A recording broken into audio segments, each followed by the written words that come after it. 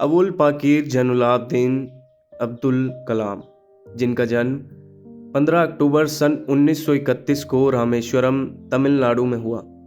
वो एक नाव के मालिक और स्थानीय मस्जिद के इमाम जैनुलाब्दीन मरकार और एक गृहिणी आशियम्मा से पैदा हुए 4 बच्चों में सबसे छोटे थे। कलाम एक मेधावी छात्र थे और पढ़ाई में अव्वल थे।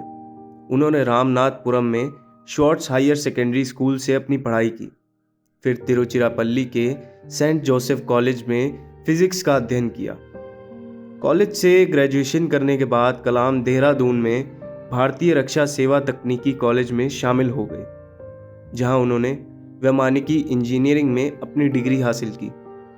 ग्रेजुएशन करने के बाद कलाम भारतीय रक्षा अनुसंधान और विकास संगठन DRDO, defence research and development organisation में शामिल हो गए।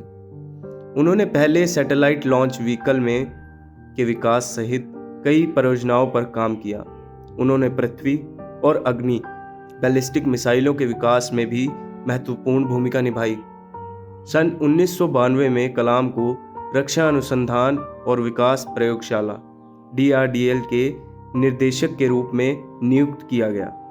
इस भूमिका में उन्होंने भारत की पहली स्वदेशी रूप से विकसित मिसाइल पृथ्वी के विकास का निरीक्षण किया। सन 1998 में कलाम को प्रधानमंत्री के वैज्ञानिक सलाहकार के रूप में नियुक्त किया गया। इस भूमिका में उन्होंने पोखरण द्वितीय परमाणु परीक्षण में अहम भूमिका निभाई थी। सन 2002 में कलाम को भारत के 11वें राष्ट्रपति के रूप में चुना गया। उन्होंने एक कार्यकाल के लिए राष्ट्रपति के रूप में कार्य किया और सन 2002 में सेवानिवृत्त हुए।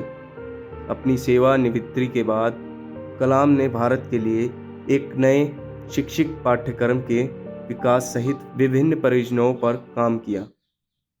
उन्होंने अपनी आत्मकथा विंग्स ऑफ फायर सहित कई किताबें भी लिखी।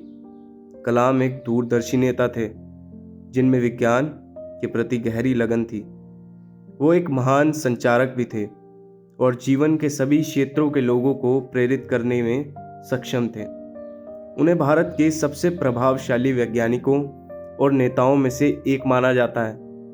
कलाम का 27 जुलाई 2015 को 83 वर्ष की आयु में निधन हो गया। उनके परिवार में उनकी पत्नी शबाना और 2 बच्चे, जिनमें एक बेटा और एक बेटी है। कलाम जीवन के सभी क्षेत्रों के लोगों के लिए एक सच्ची प्रेरणा थे। वो एक महान दृष्टि और दृढ़ संकल्प के व्यक्ति थे और उन्होंने हमेशा दुनिया में बदलाव लाने का प्रयास किया। उनकी विरासत आने वाली पीढ़ियों तक जीवित रहेगी।